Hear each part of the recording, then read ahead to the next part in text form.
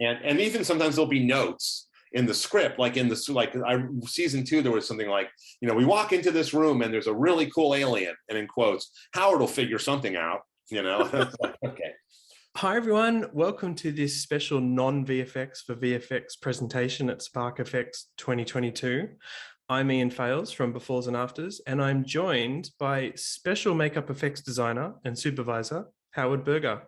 Hi Howard, how are you? I'm good, Ian. Thanks for having me on. So yeah, it's great. It's great. And it's, even though I don't do visual effects, we kind of do. It works kind of hand in hand, as you know.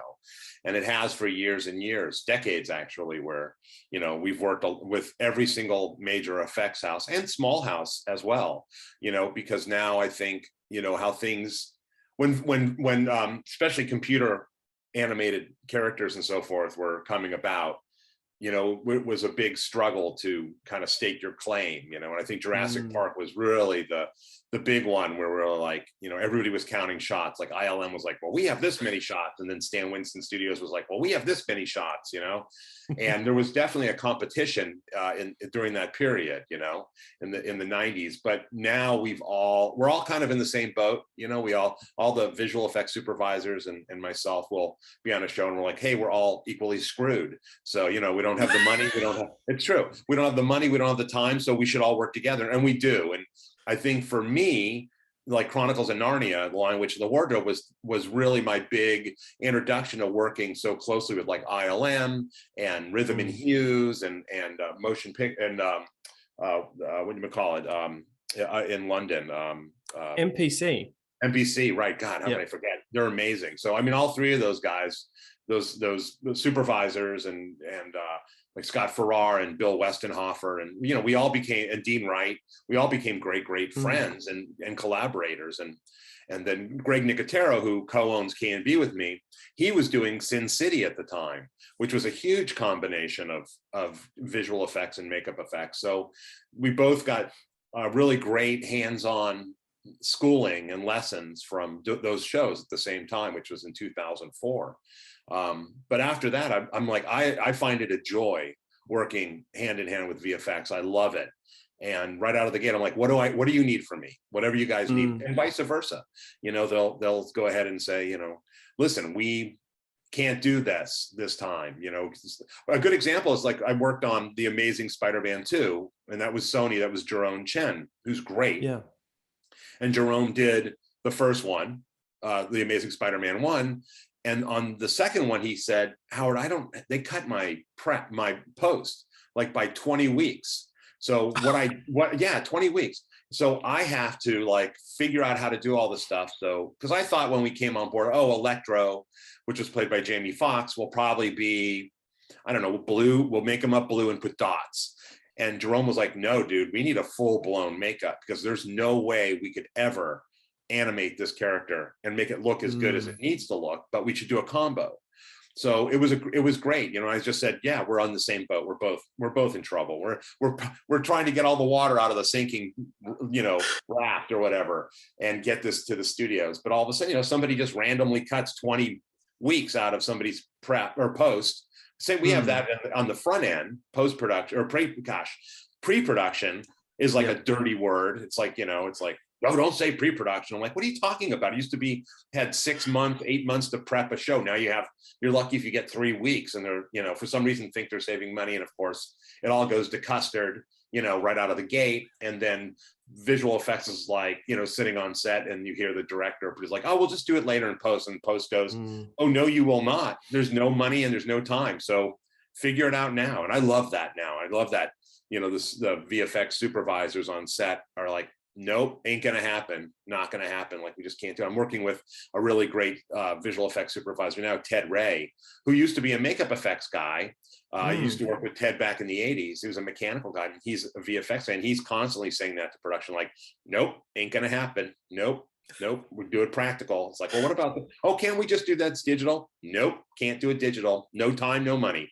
So, and it's because production boxes themselves into a corner, and somebody, and every show I ask production, who is this somebody who makes these terrible decisions that screws all of us and just makes a mess out of the production. Like, can I please have their name and number and address? Because I want to go to their office and see what they look like and confront them. It's probably the same people who say, oh, we're not paying Howard this amount of money on a show. I want to know why I haven't earned that amount of money that I asked for. And some guy who's sitting in a room at 20th Century Fox, you know, next to the commissary is making judgment on what all of us should be making or what we have earned, you know, through all the decades. So yes, it's a constant beating from everybody, but backtracking, practical effects and visual effects are always working hand in hand, and it's a complete joy. And I always look forward. That's one of my first questions. Who's your VFX supervisor? Because then and I know most of them, so I'm always excited because I'm like, oh, that guy's really super fun. Yeah, that's great. You hired the right guy for me. So I probably just answered like 700 questions, didn't I? No, that was fantastic. But you know what, Howard, I would normally ask this kind of question at the end after we talk about some of your film work. Sure. But because you said that and you're sort of telling the reality of what happens on set on these films, I want to know if this is also your observation quite recently. There's kind of been, in my view, a resurgence for the love of practical makeup effects. Now, as you say, VFX and SFX and makeup effects all seem to work hand in hand and have for so many years. But do you find that lately filmmakers, but also the studios and even the public are pushing for more practical? I do. Well, I think now we have there's all these young filmmakers that grew up in the 80s that are like, oh, I want to I'd love to have stuff that reminds me of when I was in the 80s, and growing up watching these movies, and a lot of the filmmakers we're working with at K&B Effects are those filmmakers, and they're like, oh no, we want real stuff. So we've got a bunch of different shows going on right now, and I'm surprised at how much practical stuff they're asking for, and I'm like, really, this is something isn't this going to be digital? No, maybe we'll go in and do something here and here, but no, we want a full-size monster on set that can interact with actors, and the actors can play off of them. Again, I have learned that, with VFX, the more you can give them on set, even if it's going to get replaced. I mean, we certainly have done things and I'm like, I know this is going to get replaced because it just is. And it might be because the director doesn't quite have his thumb on how this is going to work yet, and he's going to figure it out a little bit more in post. But if we build something and we have it on set, it gives the visual effects department like the spatial reference and lighting reference and textural reference. It has everything, opposed to like a green ball. And we all know that those days where it's like, Liam Neeson's on Clash of the Titans are acting against a green ball. I think I worked with Liam on a movie called The Gray, and we built full mechanical wolves. And after we were done, Liam was like, hey mate, listen, it was so much better to look at the wolf than it is a green ball. And I'm like, yes, of course it is, Liam, because I had this giant puppet that weighed 75 pounds strapped to my front, like like you're wearing a baby Bjorn, but it was for like a 70-pound giant werewolf puppet or whatever, just attacking and attacking Liam. And after the take, he's like, oh, he was exhausted. He's like, oh, mate, that was great, mate. That was great, and it's like, you can't do that with a green fuzzy tennis ball. But yeah, no, I find that productions are more apt to having real stuff. I think the audience now is so familiar and attuned to filmmaking with all the behind the scenes stuff. And they just know it's a smarter audience, and they'll like, oh, that's VFX. Oh, that doesn't look right. That doesn't, and I think a lot of times, where certain digital characters go wrong is that they lack gravity and kinetics. It's like bouncing around from wall to wall and on the ceiling. It's like that thing weighs like, I don't know, 600 pounds. It ain't gonna do that, and that always blows it for me. It's like, it might be kind of cool, but for some reason, why is that werewolf running up a wall on a ceiling upside down and then jumps in front of the actor, where in theory it would just run straight to the actor? So I'm always like, I get it. It's like, oh, isn't this cool? But it's not. It's actually ridiculous. So, but I think these new filmmakers, like I've got a stash of filmmakers I've been working with, and they all want practical stuff, and here's another thing too. They come to K&B, to the studio in Chatsworth, to visit, which that hasn't happened in probably 15 years. Yeah, right. You know, so many Oh. movies that Greg and I have prepped, we never see the director, we never see the producers. It's all via internet or, you know, whatever. And they never come to see the shop and see what they're paying for. And lately, I'd say the past 2 years, we've been having productions show up, you know, sometimes weekly to look at stuff, and they love it. They love it. And it gives the director an idea, like, okay, you know, has his iPhone out and it's kind of moving around this creature or whatever. And, you know, and it's like, okay, I'm getting these ideas. It's like, well, we can shoot a little thing, we'll light it, and let's jump ahead to that, you know. And we have VFX come and look at it, and they're like, oh, this is way more than we asked for. This is great. This is going to tell us everything on set, you know. So it's yeah, there's a great demand for it because shooting schedules have gotten shorter. That's the other thing too. So it's, you know, they may spend a little more money up front, but in the end, it's going to save them millions and millions of dollars, you know. So, you know, a VFX house doesn't have to guess, like, okay, so I guess the lighting would be like this. And it's like, no, here, reference it, you know. You know, we did that on Space Jam, The New Legacy, you know, was something we did because we interfaced a lot with VFX because we did a lot of creature stuff. A lot of it ended up just being reference, which I knew it was going to be, but we always had these 1-to-1 scale head shoulder busts of the characters, although the designs changed drastically. When I saw the movie, I'm like, okay, that doesn't look anything like what I did, but that's okay. You know, that's their prerogative. You know, Malcolm Lee, who came on to take over the directing reins, who's fantastic and knows his stuff up and down, I think decided to go for a different feel where a lot of those creatures, like if you've seen the movie, there's all the basketball players like Anthony Davis and so forth, you know, Cal Thomas, they all turn into like kind of creatures.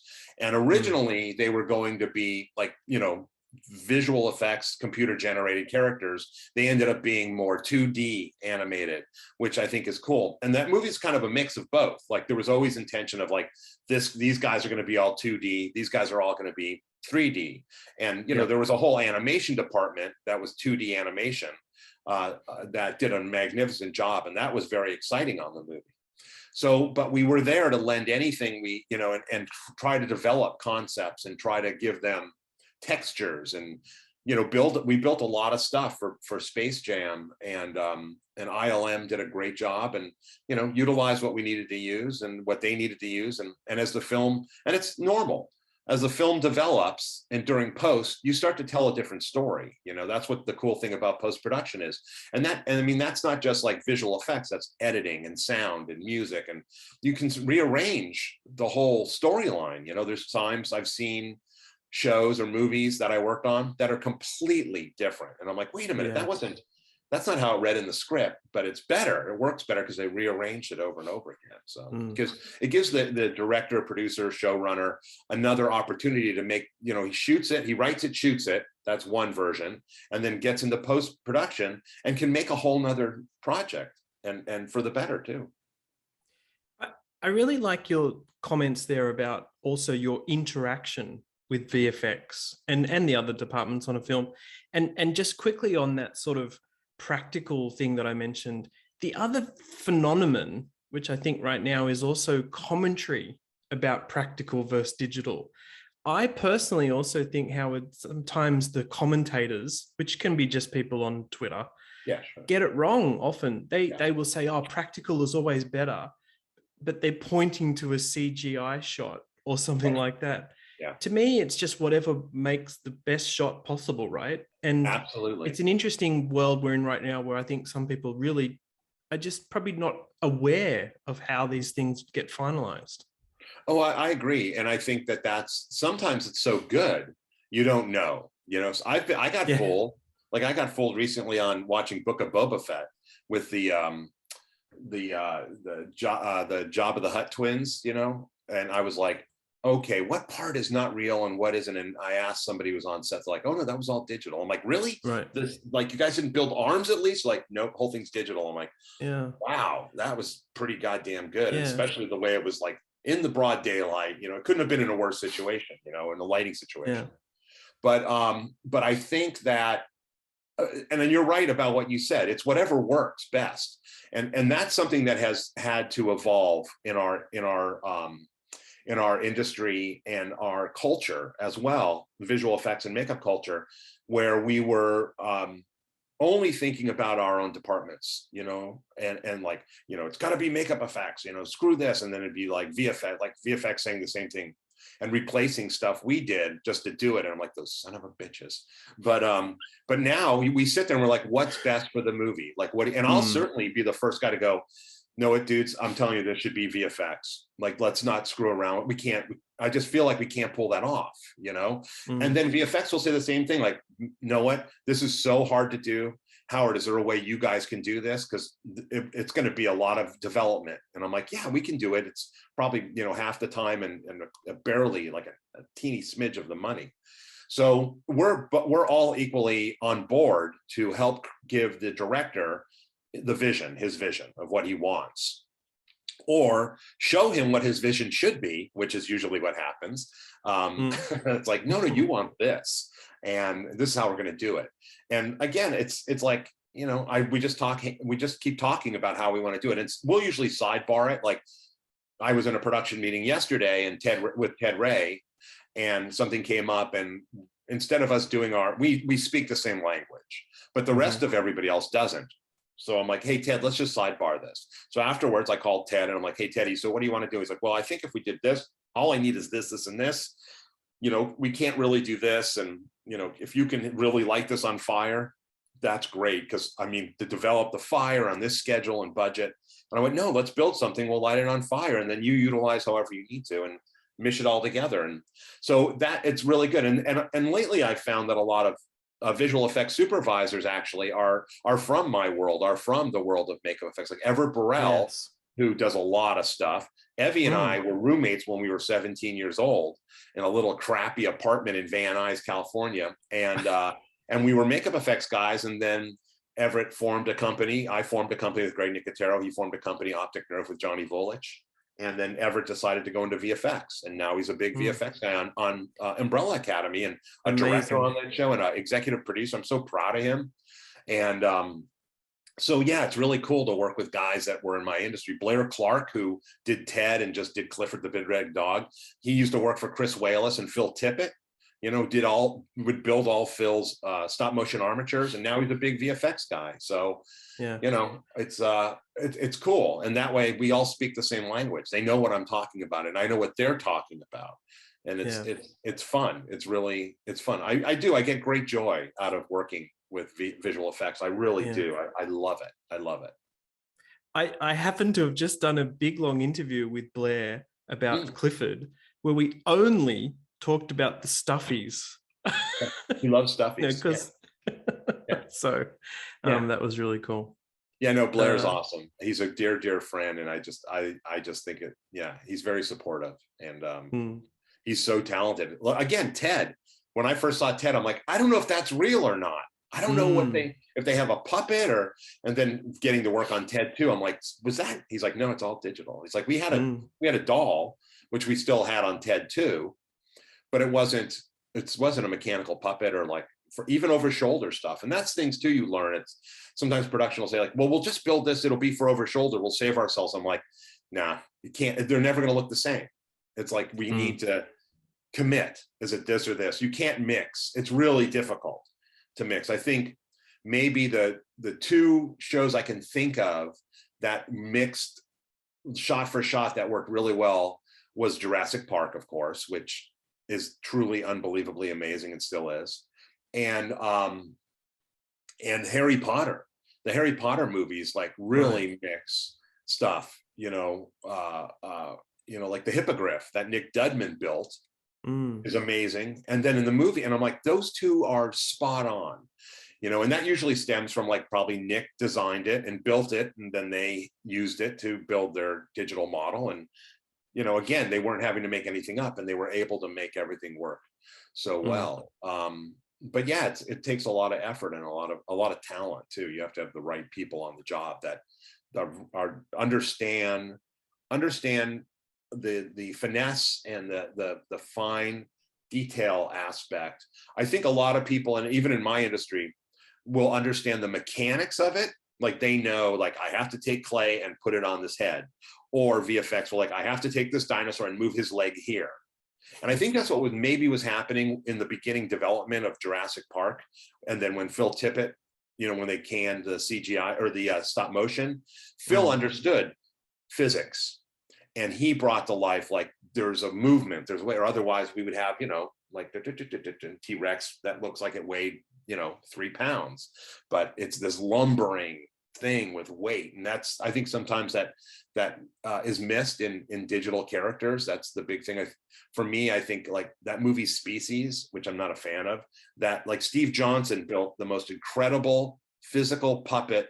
It was gorgeous. And then you see the movie and there's this just god awful digital bouncy whatever the hell it is that doesn't even match Steve's stuff. And that was a prime example of like, hey, we're going to show them, we'll make our visual effects stuff be the showstopper, change the design. And then of course that makes Steve's stuff, they can't use it because it doesn't match up, and it just was like, just didn't have physics and gravity and what didn't feel organic.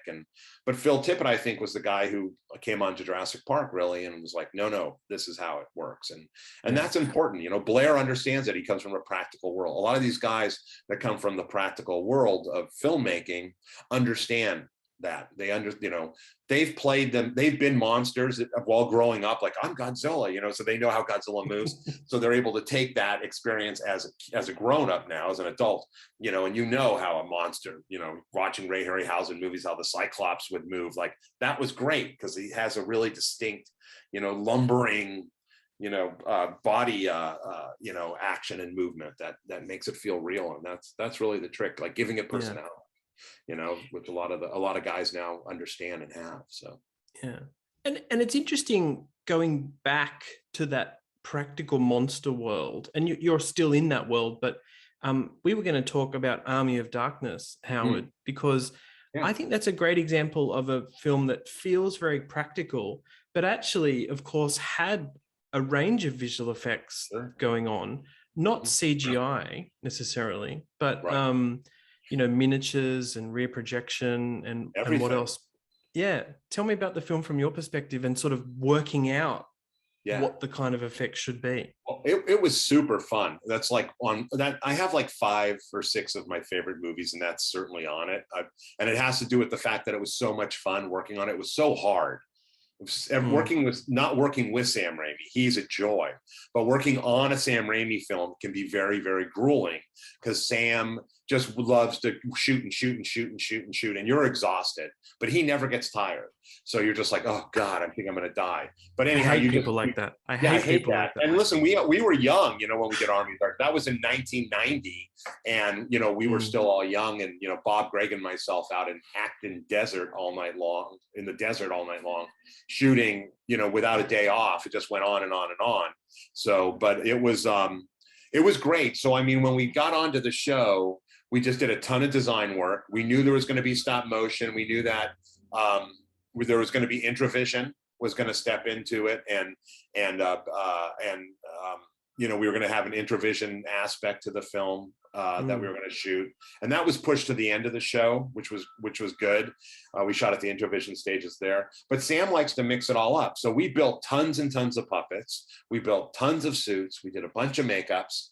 We all went out there. We figured out, how are we going to do this? What's the most cost-effective way? Because we didn't have a lot of money on that show, but we wanted to go, the full Monty on it and do the best we could with tons of great stuff. So we just kind of broke it down. And originally, Sam Raimi wanted Tony Gardner to do the entire show because he had just done Darkman with him and had a great experience. And Sam's producing partner, Rob Tappert, said, no, I want to use K&B. I want K&B to do all this stuff. And Tony can do, all the Evil Ash stuff and the Evil Sheila stuff. And Sam agreed. So at first, Greg was on another show. So Bob and I were on set 24/7. And then when we went to Intravision, which was like the last 2 months of shooting, Greg was able to join us. He finished his show, and he was with us on the remainder of Army of Darkness, which was great. So it was the 3 of us on set. But we just would do anything we had to do, and the puppets we built, Wayne Toth was on our crew, and he really was instrumental in figuring all out. It was all very modular because we would destroy stuff every night. I mean, Sam's super hard on puppets, and like, okay, we just shattered this part, or the whole rib cage is broken, and then Wayne's like, okay, hold on, and we'd get another one and hook it all together, and we had exploding ones, and God, I mean, we had so much stuff, and it was so disgusting out there in the dirt, and it was summertime, and it was hot, and it's 82 degrees, and at 3 a.m, and you're just like, oh, this sucks, and there's bugs everywhere, and it was insane. I mean, today I'd be like, there's no way I'm doing that. No way in hell would I ever do that now. I don't have the patience or energy for it. But yeah, no, it was great, and we went and we shot, and Sam storyboarded the entire movie. I mean, we still have the boards. There's like 5 books that are like this thick of storyboards, every single frame. And he sticks to the boards. He'll put all the boards up every night and then cross off as we shoot, which also, I love that. And I always encourage filmmakers to do that because it gives the crew a sense of accomplishment, opposed to like, what are we doing? Have we shot anything today? And if I was going to be a director, which I'm not, but if I were, I would have storyboards up all the time. Like, okay, we're going to cross these boards off. We're going to cross, make a big thing out of it. So you're like, okay, we've really accomplished a lot. But Sam Raimi's a very visual guy, as we all know. I mean, all his movies are really crazy and out of the box, and he just sees things differently, and he knows what he wants, which is great. And he's also open for the creative process. He always looked at us as team players. We weren't a vendor. He doesn't look at his team as vendors. He looks at them as your creative partners on a show. And he looks to you to come up with things. And there's a lot of things we, crammed down his throat that he didn't want, that at the end he was like, that worked great, buddy. That was great, pal. I love that monster. He's a real good one. Which one is this one? I'm like, that's the one you didn't want. Yeah, buddy. Thanks for talking me into it. So, but and it was that way on Oz the Great and Powerful, and Drag Me to Hell, and Evil Dead 2, and Army of Darkness, and Simple Plan, and just everything we've ever done with Sam is always a joy because we really, really love him to death. Greg, Bob, and myself always loved Sam Raimi, and love him still. Yeah. You mentioned the Introvision process there. I reckon a lot of people might not know what that is. And it was like this process in camera method, often using foreground miniatures, but there were different ways that it happened. Yeah, what's your memory of how it related to your work? Well, I remember being bored shitless on set. It took forever. And we lost all this weight on set, and we put it all back on sitting at Introvision going to craft service. That's what I remember. Bob and I, like, God, it was great, man. We were working our asses off in the desert for the last 7 months. We looked great. And then the end of Introvision, like, look at, we're fat pigs again, thanks to Introvision. Because it took forever. So what they would do is they would shoot a back plate, whatever it was. Like, let's say they shoot Sneaky Pete Kleinow, who was a stop motion animator who's passed away, sadly. He animated all these skeletons digging, all right? And so that they shot that, there was the footage, and it's rear screen, it was rear screen projection. So they had these giant screens. And so the foreground was Bruce Campbell, in his Evil Ash makeup that Bruce Fuller did for Tony Gardner. And skeletons, digging, interacting, and we were all in the pits doing, puppeteering and all this shit. And Bruce comes and does it. And so they're running, you hear like a beep track, beep, beep, beep, and action, buddy. And the frame behind you is projecting the image, and the camera's shooting that, and the action up front, so you avoided doing any green screen or any having to do any rotoscoping or any of that. I mean, it gives it a very specific look. I wouldn't say like, wow, it's perfect. I mean, if you watch it, there's a, I don't know, a kind of a vintage look or kitschy look to it. It's not something you want to use now. I think like James Cameron did rear screen projection in Aliens. We just watched that the other day, and that whole thing with the ship crashing and flipping and they're all running, that works beautiful. And that's all rear screen projection. It's not Introvision, but it was similar to that. But Introvision, it's like the screen was silver or something like that. And, it was high. I don't know what it was, but all I know is I was bored. I was so bored on set. I'm like, God, what is taking so long? We could shoot 10 movies.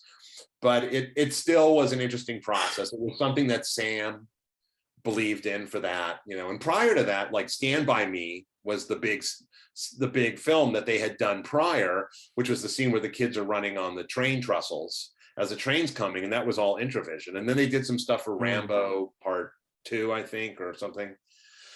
And then Army of Darkness. And we were just in this studio in Hollywood for months, shooting and shooting and shooting. You wouldn't get a lot done every day. It was like maybe we went from, Sam doing 100 setups a day in the desert to like 3 maybe setups in Introvision. And we were just painful. Okay. I was so glad Greg joined us, because I'm like, thank God somebody else I can talk to. We were so bored, but it turned out cool and it was good. And it was that place is long gone. That technology went bye-bye. There's no reason for it anymore with digital effects, now, or the the big giant stages that they use, like on Mandalorian, that have all the LED stuff. It's just don't need rear screen projection anymore. In that sense. Let's jump forward to Chronicles of Narnia, the 3 or 4 films. How many were there, Howard? I've forgotten. 3. Yeah, 3. Yeah. Are just so fantastic visually, and to me, it's a classic example of you collaborating with VFX. There's full character makeup effects and prosthetics, but then there's characters that couldn't all be done as makeup effects or creature effects because their legs are odd shapes or because they're doing crazy things. Tell me about decisions, combining the 2 methods. Sure. Yeah, no, it was a big thing. And, working with Dean Wright, who was the VFX supervisor on it, and Andrew Adamson, who came from the world of animation and special effects, understood it all. And we really crafted a way to make things work. Like we early on made a decision and a commitment as to, let's take Mr. Tumnus, who's played by James McAvoy. What portion of James was going to be practical and what portion was going to be digital? So we did tests and tried to, we even built walking legs and all that stuff. But at the end of the day, it was deemed that James will wear green pants and we'll take it up to like, mid hip area. And same with the Minotaurs and same with centaurs and all the different creatures. And Dean and his team, Bill Westenhofer and Scott Farrar and all those guys masterminded all that stuff. And while we were shooting, or not after we were shooting, Andrew would call and it's like, you want to come to the see dailies or the screening room? And I'm like, I want to wait till it's done. I don't want to see it. I don't want to see it done. I don't want to wait. And I did. I waited until like the first screening I got invited to, which was at the Directors Guild of America. And I took my children. I have 3 kids. They were little then.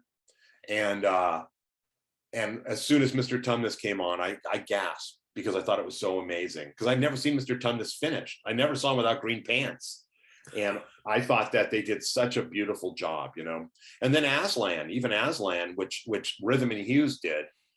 Bill did a bunch of tests. He had his daughter walking down the street and they put in a digital lion. And I was like, oh my God, that's incredible.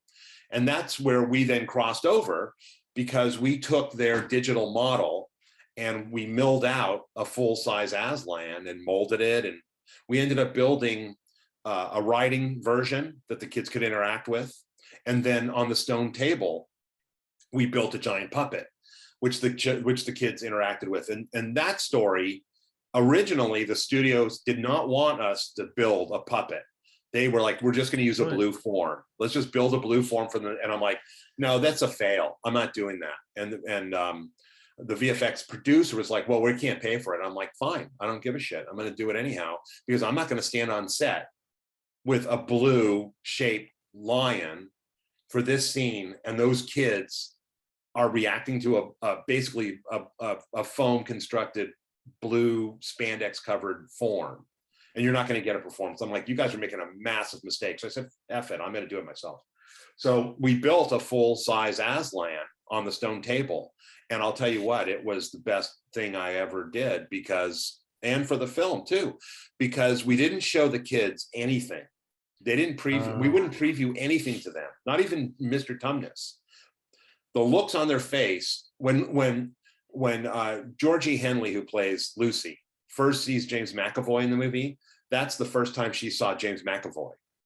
And that expression is real. And that comes from Andrew. You know, it wasn't like, oh, James is going to hang out on set and go, you know, we'll go roll a ciggy outside or whatever. You know, let's go get tea. No, James was hidden the whole time. And he didn't come out until they were rolling. So with Aslan, myself and Jeff Himmel, who was on my crew, we got the lion all set up on the stone table the night, or we came in super early, that's what it was. And we got it all ready. And it was a puppetable thing. So it breathed, had a little jaw movement.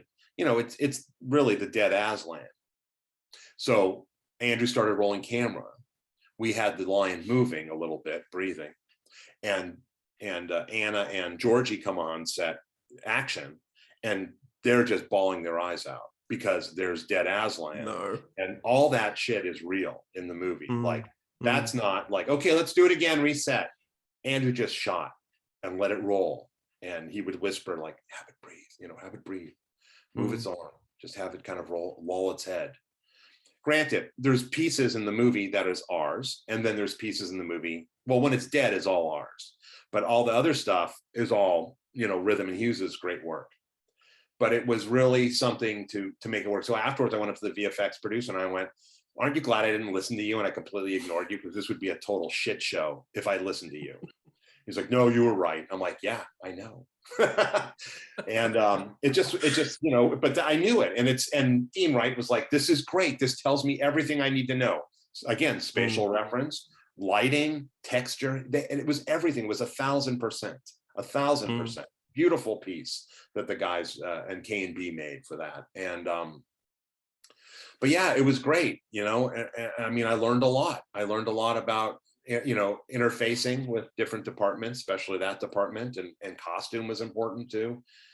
E.C. Mundenson was the costume designer, and all of us, visual effects, costumes, and myself interfaced every second of the day. It was vital to the success of the partnership and for the film, and to give Andrew what he wanted. And, you know, from that we spawned 2 more movies, you know, Prince Caspian and then Dawn Treader.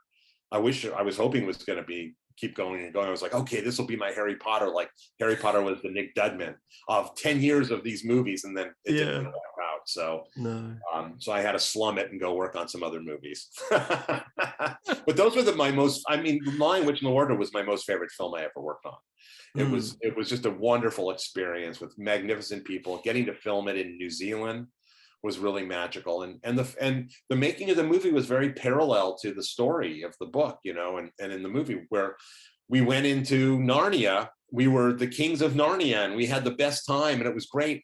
And when the movie ended, we had to come out of Narnia, and it was the saddest thing in the world. Like I came home and I was sick for 2 weeks. I couldn't get out of bed. It was Christmas. I didn't even have Christmas. I slept through Christmas. I was sick as a dog because my heart was broken that I was out of Narnia, and I'm like, this sucks. And but then, you know, a year later I got a call to go back to Narnia, and I'm like, yes, we're going back to Narnia. So, you know, I called Tammy Lane up and I'm like, we're going back to Narnia, let's do it. But yeah, no, those were magical times, and everybody on that movie I'm still friends with, very good friends with. They're family to me. And sometimes that'll happen too, you know. You'll be on a film and it just clicks. You click with everyone, and then there's times you don't click with anybody, and the movie ends. You're like, okay, see you later. And, you know, you're on another movie with the same people, but you're like, what movie did we work on? Can't remember because it wasn't very memorable. But there's those rare moments and those rare experiences where you know, it changes your life, you know. And that was a life-changing film for me, you know, on a million different levels. So, but yeah, no, it's, you know, it's essential now to have a relationship with VFX. You can't make it happen. Like you have to work hand in hand, and it's great because then you're creating something cool. It's like I might suggest something, and then they'll build upon that, and then I'll build, and then and we end up with something so outside the box that none of us initially thought of it, but because we brainstormed ideas, it's like, well, what's possible? What about this? What about that? You know, can you add this in? You know, if you could do this, because like now with like mechanical heads, creature heads, VFX will just do the eyes and all that stuff, the blinks and eye rotation. We don't have to do mechanical heads anymore like that have that mechanism. I don't feel we do. and nor does Greg. Greg doesn't do, anything he has built. It's just like VFX will do it, because that way you're never off. And you can change it in post, if you want. Like Yes. the director might like, let's do a blink there. Let's do a blink and have the eyes look this way now and over here. And there's just something about it you don't get from mechanical heads. And I'm 100% okay with that. Like love when VFX alters something we do to make it even that much cooler. So I'm totally up for that. Yeah. Yes, it's interesting the extra emotion that you can get from just collaborating on something where VFX or CG can do a takeover. But of course, having it there on set means it's embedded, the lighting is correct, the actor and the directors and filmmakers see the performance. There's something nice about that collaboration though, isn't there? Oh, very much so. I mean, you're seeing it and then you watch it in dailies and you're like, oh, that's cool. You don't have to wait 6 months to see like, oh yeah, that didn't work. I think it's great, and the studios love it. They love looking at stuff and like, wow, that's cool. How they do that. So yeah, it's a good magic trick. Yeah. And then Howard, to sort of pivot from your film work to talk about The Orville, which is of course a TV series. I'm kind of curious about, is the process the same in terms of designing and conceiving and working on these effects, or is it much more hectic and crazy for a TV show? It's hectic and crazy. Yeah. Well, because TV is so different, the time frame, and, you're shooting 10 episodes. This past season, season 3 that we did with Seth MacFarlane, I think it's going to start airing in the beginning of June of this year of 2022. And Seth really went way out. I mean, on this, like it's full on, like the visual effects are mind blowing. And he really went big on this season. And so with Creatures, like I'll read what Seth wrote, I'll have a little conversation, but he trusts me. And he'll usually say, yeah, you know what to do. Just make it cool. You know what to do. You know what I mean, Howard? Just do it. And even sometimes there'll be notes in the script, like season 2, there was something like, we walk into this room and there's a really cool alien, and in quotes, Howard will figure something out, Okay. So Seth will and so I'll go back to K&B. We'll talk about it with the designers. We'll come up with I've learned that Seth reacts better to thumbnail sketches, not like really beautiful Photoshop art at first. So I'll have the guys do 3 pages of just thumbnail sketches, just in pencil. And I'll show him to Seth, and he's like, yeah, because since Seth comes from animation, he understands that language. When it's so defined, it's kind of like, I'm not sure. But if I show him a bunch of just drawings, scribblies, he's great. So he'll pick I like that guy's head and this guy, or, let's combine this and this. Then I'll do a Photoshop piece. I'll have John Wheaton, who works at K&B, do a beautiful Photoshop piece, show it to Seth. He's like, yeah, that's great, buddy. And then we just go for it. And I'll add a bunch of things in that we didn't, I'm like, I'm going to make this, do this, or let's make this more mechanical, and it'll be cool. It'll be half makeup, lower half will be makeup, and this will be mechanical, and it'll do all this shit. And I think, I on season 1, Seth is such a big Star Trek fan. And he, I think, had in his mind that everything creature-wise will be similar to Star Trek, which always isn't the best.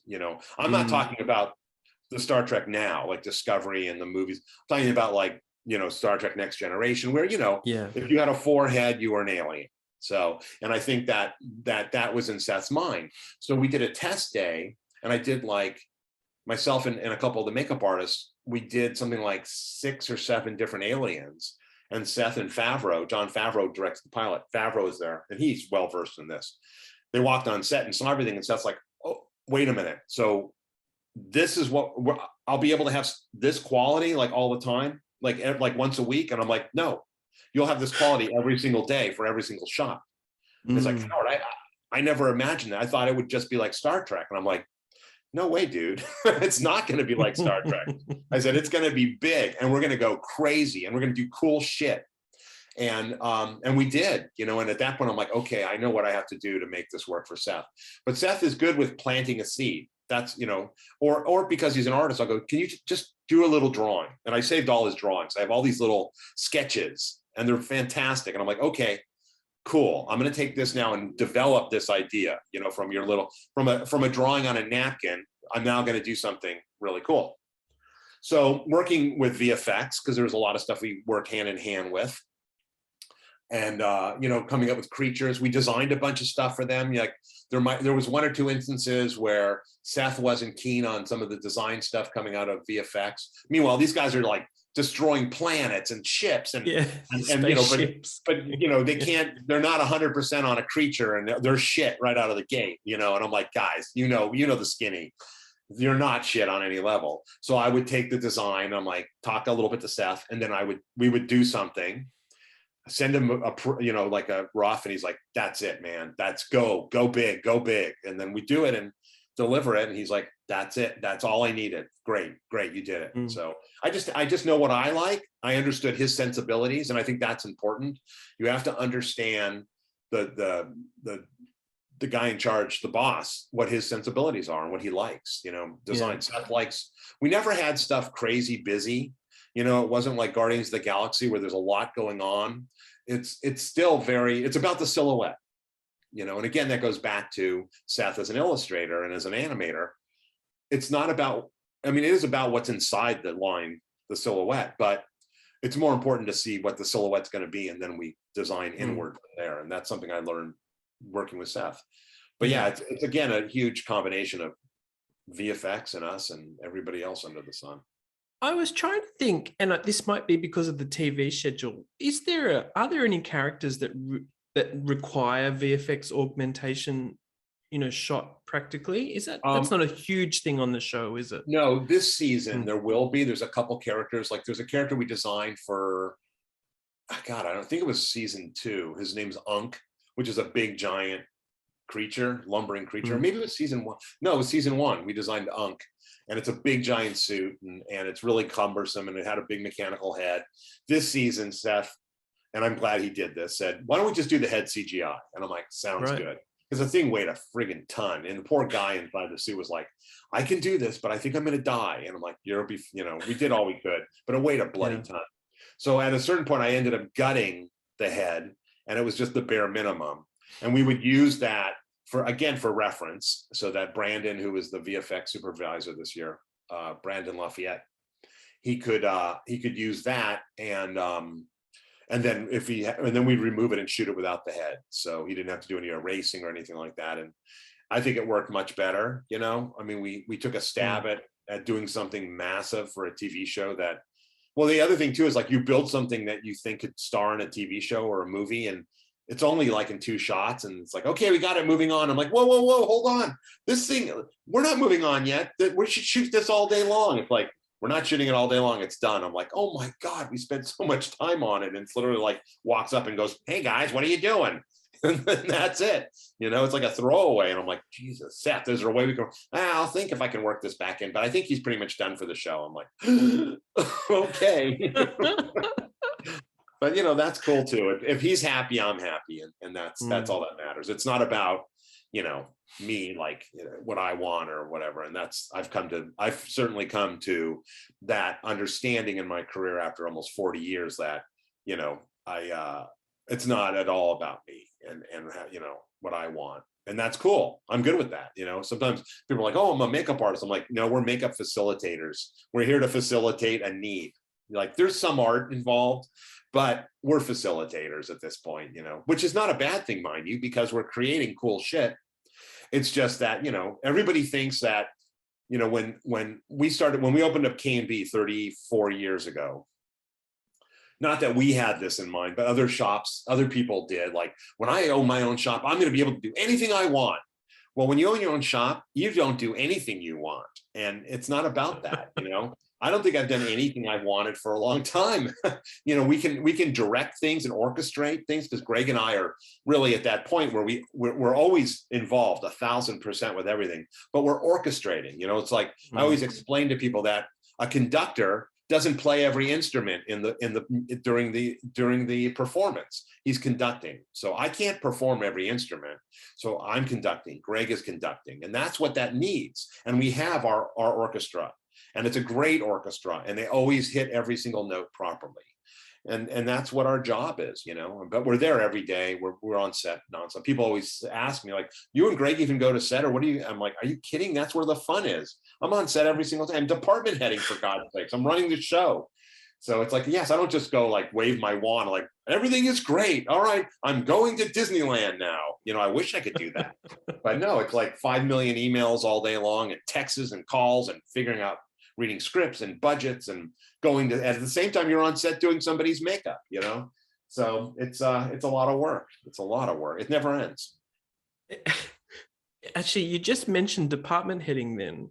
Yeah. That's a relatively new thing that you've taken on when you can. Yeah. Is that right, Howard? Yeah, I'd say about the last 10 years. No, actually, It's been 12 years. 10 years, something like that. Peter Berg, who's a director who I love, who I worked with on Lone Survivor and Patriots Day and Deepwater Horizon and a bunch of other stuff. Pete forced me into being the department head on Lone Survivor. I was initially hired just to do the makeup effects stuff. But then Pete came to me and was like, dude, I'm not bringing on another makeup artist just to run a department where it's guys that are bloody and dirty running through the forest and you're doing the blood and dirt. So you're in charge. And I'm like, dude, I don't know if I want a department head. I'm not sure I'm up for that. And he's like, you're up for it. End of discussion.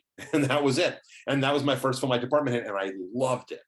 And then I just started doing department heading. And now unless I don't want to, because there's a couple shows I'm working on now that I just didn't want a department head. I wanted to focus just on the creature stuff or the makeup effect stuff because it's so big.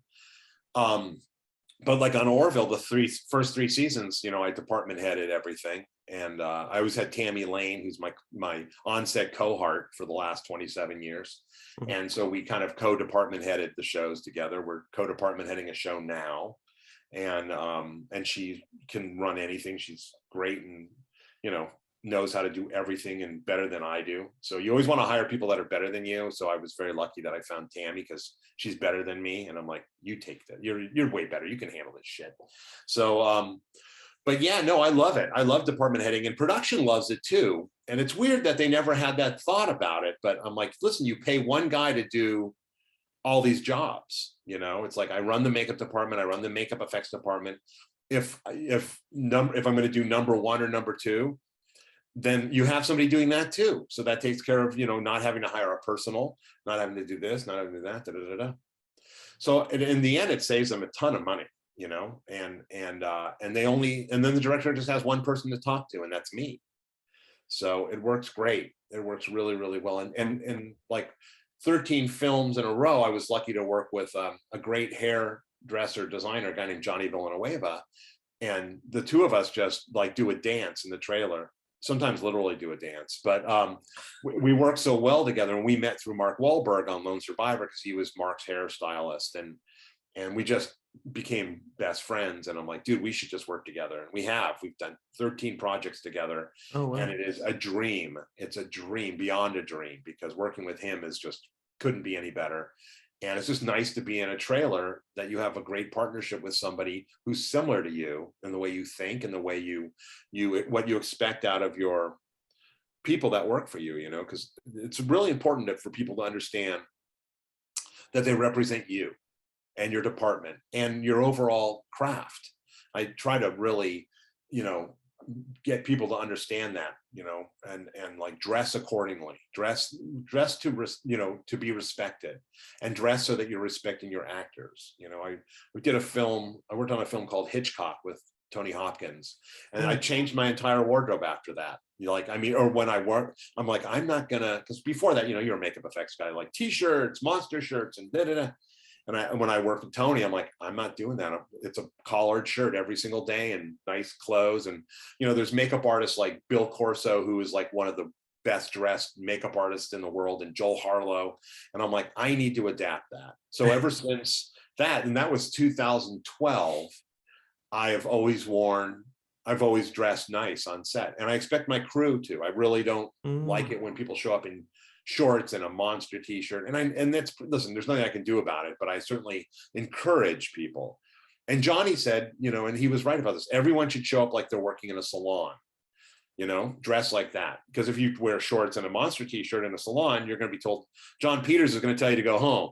Yeah, And that's interesting.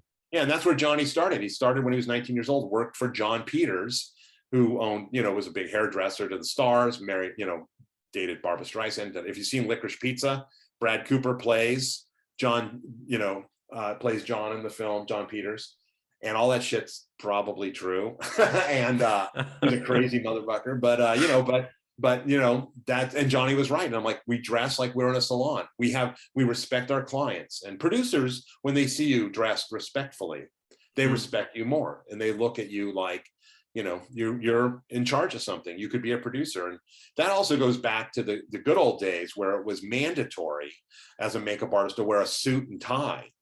And that was the old Hollywood, and you had people like William Tuttle, who was an amazing makeup artist, kick people off his crew that showed up without a tie. It's like, get off my set tomorrow, wear a tie or don't come back, But Howard, can you still wear sneakers? Because VFX soups tell me all the time that they need to be comfortable, for example. Oh yeah, I wear sneakers all the time.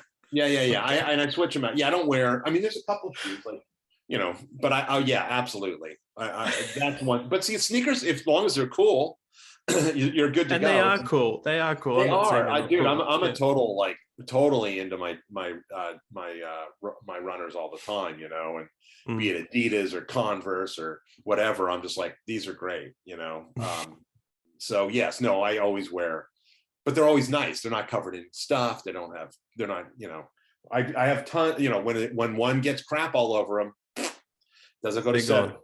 Doesn't go to set. It just becomes a weekend shoe, whatever.